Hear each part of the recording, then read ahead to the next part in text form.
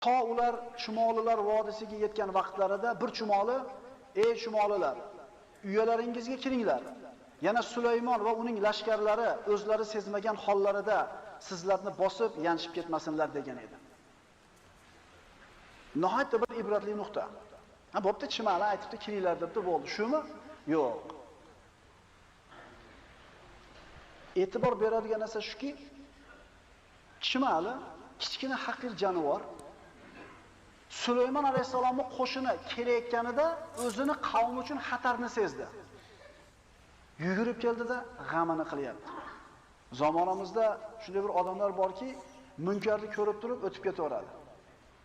Shu chimalichalik qavmiga bo'lgan g'ayurligi, qavmiga bo'lgan rahmati, shafqati yo'q. O'lib ketmaydi, o'tib ketaveradi. Shunaqa zamonamizda qanaqa chumalilarga muhtojmiz. Bir munkarni ko'rgan paytda